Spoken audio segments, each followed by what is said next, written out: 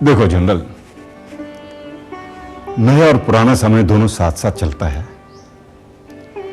तुम देखना, तुम्हारा पुराना भवन बहुत जल्दी बिल्कुल बदल जाएगा।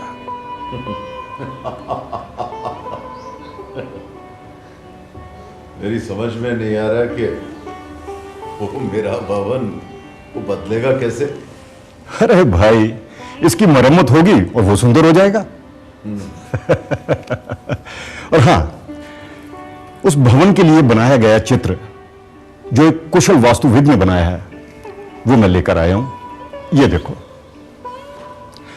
और इस वास्तुविद से भी मैं तुम्हें मिलवाऊंगा।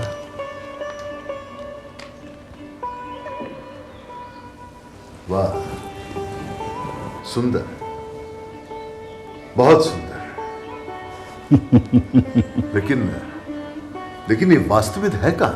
अरे भाई सब्र करो, मैं तुम्हें उसे मिलवाऊंगा, लेकिन उसके लिए तुम्हें अपने परिवार सहित मेरे घर आने की दावत कबूल करनी पड़ेगी। जरूर जरूर, क्यों नहीं। ठीक है।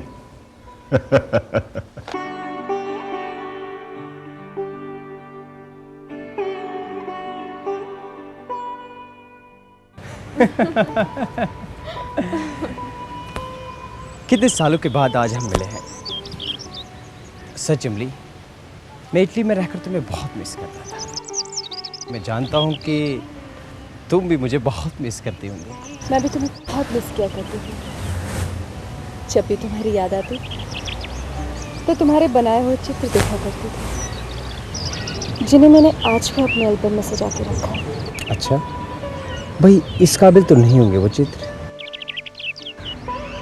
जानते हो, एक दिन ये सारे चित्र तुम्हारे इतिहास की बेशकीमती दौलत होंगे। इमली, तुम जानती हो, कई बार हम ऐसे लोगों से मिलते हैं जिनका हमारे साथ ना कोई संबंध था और ना ही मिले हैं और ना ही कभी साथ साथ नाचे हैं, लेकिन उनको देखकर ऐसा लगता है जैसे हम मिले हैं, साथ साथ नाचे हैं, एकदम अपनापन महसूस होता है। लगता है तुम सचमुच बड़े ही कल्पनाशील और रोमांटिक आर्किटेक्ट बन गए हो। क्या जिन इमारतों को तुम बनाते हो, क्या उनमें भी तुम यही सब दिखाने की कोशिश करते हो? अभी तक तो नहीं, लेकिन कर भी सकता हूँ, और ऐसा करने में हर्ज ही क्या है। मेरा ख्याल है कि हमारे होस्ट सामंत जी हमारा इंतजार कर रहे होंगे। मॉम और डैड भी वेट कर रहे होंगे, तो फिर चले। चलो।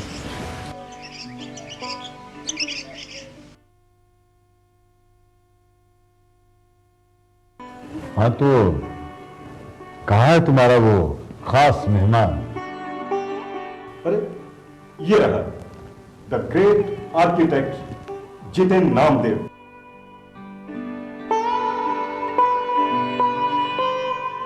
Meet my friend, General, his wife and his daughter. ये हाँ, ये मेहमान। अरे मैं तो इसे अच्छी तरह जानता हूँ। हमारे लिए ये वही छोटा जीतू है। हम बचपन के दोस्त हैं। सुना है तुम काफी साल इटली में रहे? जी हाँ, सच पूछिए तो एक आर्किटेक्ट के लिए इटली से बढ़िया कोई जगह नहीं। मुझे तो लगता है कि अब तुम एकदम इटालियन हो गए हो। अब तो उनकी भाषा भी अच्छी तरह से बोल लेते होंगे। जी हाँ, पूरी तरह मास्टर ऑफ द लैंग्वेज तो नहीं बन सका, लेकिन आराम से इटालियन बोल समझ सकता हूँ। मेरी पत्नी इटालियन में गाना गा सकती है, मगर इटालियन बोल नहीं पाती। हाँ तो जीतू, तुम कुछ कह रहे थे कि एक आर्किटेक्ट को इटली जरूर जाना चाहिए। जी हाँ, क्योंकि वहाँ की वास्तुकला बड़ी ही अद्भुत है। कभी उसे देखकर आपके अंदर का कवि जाग उठता है, कभी आपका संगीतकार जाग उठता है, कभी एक कला पार्क की तरह आप उसकी वास्तुकला को देखते रहते हैं। कभी आप रोमांटिक हो जाते हैं, आपके अंदर का प्यार जाग उठता है, और अब कल्पनाओं में खो जाता। अरे वाह, अरे तुमने तो कमाल का वर्णन किया है। ऐसे लगता है कि जैसे जैसे कोई कविता सुना रहे हो। मैं मान सकता हूं एक दिन ये महान आर्किटेक्ट बनेगा। अरे हमें गर्व है कि हमारे यहां एक ऐसा योग्य व्यक्ति आ गया है। जीतू, तुमने इटली जाके अच्छा किया। देखिए, इटली जाना और वहाँ की प्रशंसा करना ही काफ़ी नहीं है। एक अच्छे वास्तविक को वहाँ जाकर प्रशिक्षण भी लेना चाहिए, जो कि मैंने किया। मैंने इटली में बहुत कुछ सीखा, फ्रांस में भी सीखा, लेकिन उतना ज़्यादा नहीं। तो तुम फ्रांस में गए हो? जी हाँ, शुरू में 1 साल तक वही प्रशिक्षण लिया, बाद में इटली चला गया। अच्छा जनरल, डाइनिंग हॉल में चलें, खाना लग चुका है। आ जाओ। कम। जी, सच में मैं तुम्हें धन्यवाद देना चाहता हूँ। किस बात के लिए? जब मैं विदेश में था तो मेरी बूढ़ी माँ का ख्याल रखने के लिए। छोड़ो भी, कैसी बातें करते हो? नहीं इमली, तुमने मेरी बूढ़ी माँ की बहुत मदद की, खास तौर पर तब जब मेरे पिताजी की मृत्यु हुई। मुझे मालूम है कि जब मेरे पिताजी की मृत्यु हुई तो मेरे माँ के पास आई, उन्हें बहुत दिलासा दिया, बहुत देर तक वहाँ रही, और उसके बाद भी तुम वहाँ आती रही। सच, तुम्हारी माँ बहुत अच्छी थी। तुम्हारे पिताजी के जाने के बाद वो ज्यादा दिन तक नहीं जी सकी, लेकिन उनका हृदय बहुत पवित्र था। हाँ, मैं जानता हूँ, वो मुझे बहुत प्यार करती थी। ये बात मैंने भी महसूस की है कि वो तुम्हें बहुत प्यार करती थी। खास करके तब ये बात मैंने महसूस की है जब वो तुम्हारी चिट्ठियां मुझसे पढ़वाती थी। और जानते हो, मैंने तुम्हारी सारी चिट्ठियां उन्हें पढ़कर सुनाई हैं, और तब से मैं तुम्हें ज्यादा जानने लगी। अच्छा, तो तुमने मेरे बारे में क्या जाना? यही कि तुम्हारा हृदय कितना संवेदनशील है। याद है जब मैं छोटी थी और तुम मुझे चित्र बनाकर दिया करते थे और मैं उन्हें फाड़ देती थी।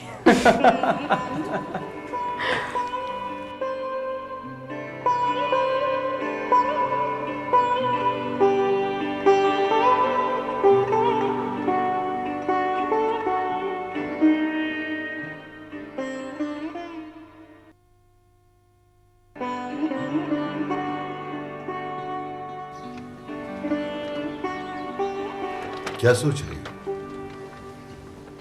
मैंने कभी सोचा भी नहीं था कि एक दरबान का बेटा एक दिन इतना शालीन और भद्र पुरुष बन जाएगा। मैंने ना जाने क्यों शुरू से यही राय बनाई थी कि दरबान के परिवार में भला शालीनता, व्यवहार और भद्रता कैसे आ सकती है। मैंने इमली को उनकी छाया तक से बचाया है। और तुम्हारा अंदाजा बिल्कुल गलत निकला। एक दरबान ने अपने बेटे को वास्तुकला का प्रशिक्षण लेने के लिए फ्रांस भेजा, इटली भेजा। अपने आप में ये बहुत बड़ी बात है। सभ्य लोग, रईस लोग वो ऐसा नहीं सोच पाते। तभी तो वो कह रहा था कि वहां की वास्तुकला को समझना बहुत अलग बात है, बहुत महत्वपूर्ण है। इतना ही नहीं, उसके हाव भाव, बात करने का तरीका, खाना खाने का ढंग, इतना सब कुछ देखकर कोई भी नहीं कह सकता कि वो हमारे घर की निचली मंजिल में रहने वाला एक दरबान का बेटा है। देखना, एक दिन वो शहर के रईस लोगों में जरूर शामिल होगा। हाँ, वो बहुत बुद्धिमान है। वो कुछ भी बन सकता है।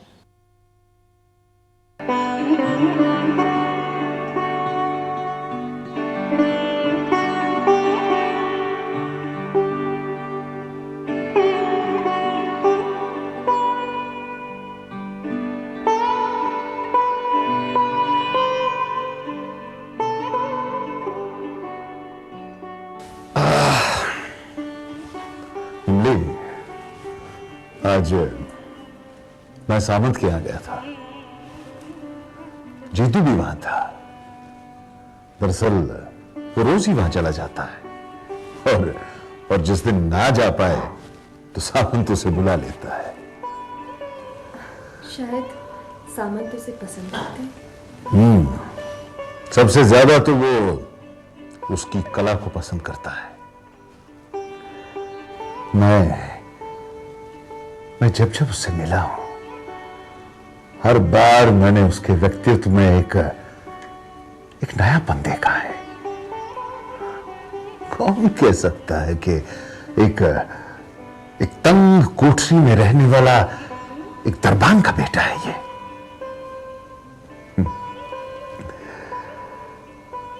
उसकी मां आज जिंदा नहीं है, लेकिन मुझे उसके प्रति इंसाफ तो करना ही चाहिए।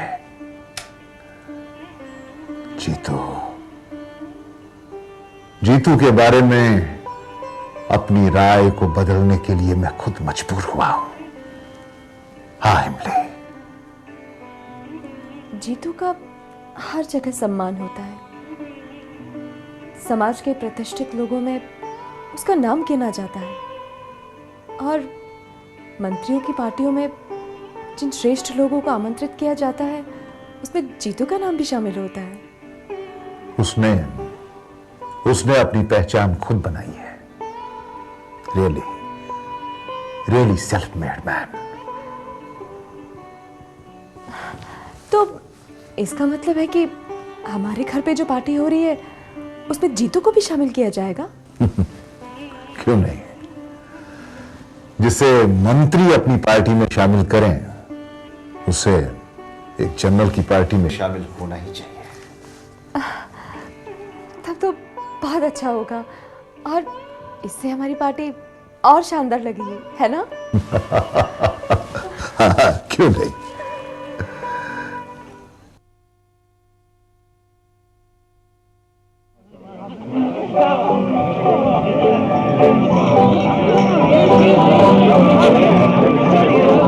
हाँ बेटा, अटेंडर। हेलो जनाब। सामंत।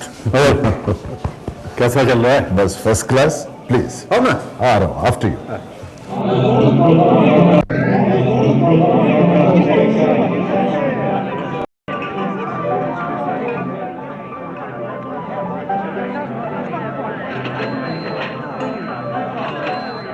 जनरल साहब, दावत के लिए शुक्रिया।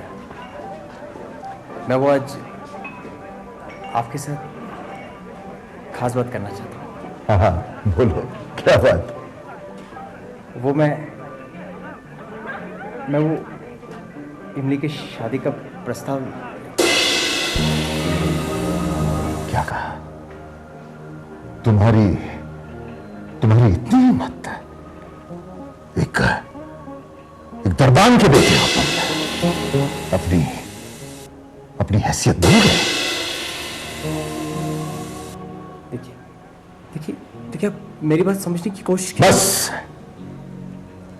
मैं तुम्हारी कोई बात समझना नहीं चाहता और ना इस बारे में कोई बात सुनना चाहता हूं। इससे पहले कि मैं कुछ कर बैठूं, चले जाओ ऐसे get out and get lost.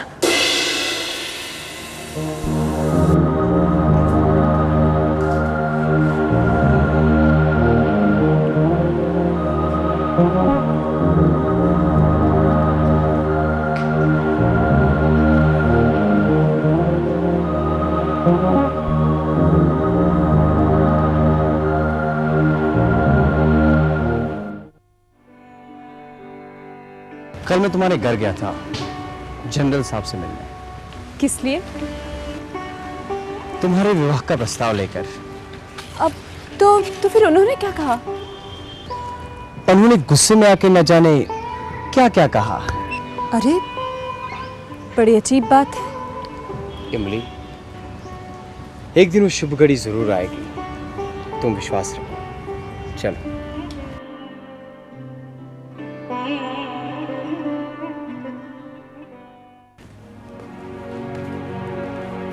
Emily, ठहरो, कहीं जा रही हो? जानती हो, कल रात तुम्हारे डैडी नींद में कई बार बड़बड़ाए, पागल, दरबान, सनकी। बात ही रोने की है। तुम जैसी सुंदर लड़की के लिए दरबान का बेटा शादी का प्रस्ताव लेकर आया। इससे बड़ी बेइज्जती और क्या हो सकती है? तुम्हारी इस कदर बेइज्जती, इस बात पर तो तुम्हें रोना ही चाहिए। हाँ, मुझे तो रोना ही चाहिए। तुमने और डैडी ने इस विवाह के प्रस्ताव के लिए हाँ जो कर दी है, इसलिए मुझे रोना ही चाहिए। इमली, तुम बहुत परेशान हो, इसलिए इस तरह से अजीब सी बातें कर रही हो। तुम्हें हमारे घर के मान सम्मान का ख्याल नहीं है? उफ, मुझे अब सर में तेज दर्द शुरू होने वाला है। पता नहीं हमारे घर में कौन सी नई विपत्ति आने वाली है। जब इंसान ऊंच नीच और भेदभाव की दीवारें खड़े करते तब विपत्ति तो आएगी ही।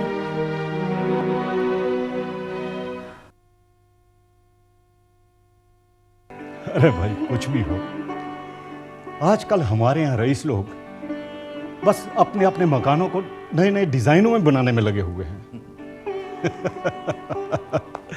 यूं लगता है कंपटीशन सा हो कि किसकी हवेली सबसे ज्यादा सुंदर है। हाँ, आजकल लोग उस युवा आर्किटेक्ट के बहुत दीवाने हो रहे हैं। अरे भाई, अगर ऐसा ही चलता रहा ना तो देखना, बहुत जल्दी वो हम जैसे प्रतिष्ठित परिवारों की श्रेणी में शामिल हो जाएगा। हम जैसे प्रतिष्ठित परिवारों की श्रेणी में? लेकिन कौन? अरे वही युवा आर्किटेक्ट जीतू हुआ, और कौन? ये कैसे हो सकता है? मैं ऐसा नहीं मानती। मुझे नहीं लगता। ईश्वर सब कुछ देखता है, फिर भी ऐसा हुआ तो मुझे हैरानी ही होगी। मुझे तो बहुत हैरानी हो रही है। क्या वाकई ऐसा हो सकता है? अरे क्यों नहीं हो सकता? मैं तो मानता हूं कि एक शक्ति है, और वो है भाग्य की शक्ति, जो जीतू के पास है। ये बात मत भूलो जनरल, कि पत्थर से निकले हुए हीरे को गले की माला बनाया जाता है। जीतू हीरा है, हीरा। और जितनी जल्दी हो सके उसे अपना लो, और फिर आप लोगों की शान में इजाफा भी होगा। सही कह रहे हैं। इस मामले में सोच विचार किया जा सकता है।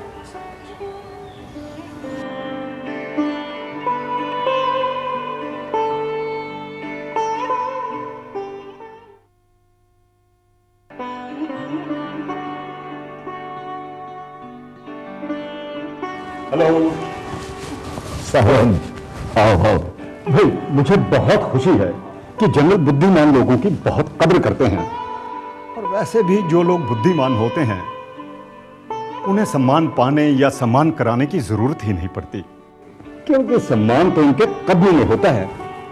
और फिर ऐसे लोग बहुत बिरले होते हैं, जैसे हमारा जनरल। तो मैं मैं प्रस्ताव रखता हूं।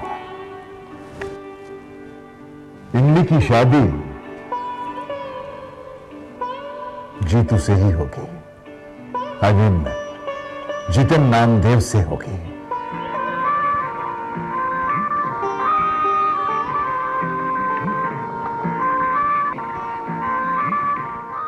अरे ये तो बहुत सुंदर प्रस्ताव है। क्यों भाई जीतू, तुम्हें मंजूर है ये प्रस्ताव? यदि आप ठीक समझते हैं तो मुझे कुछ कहने की जरूरत नहीं। गुड।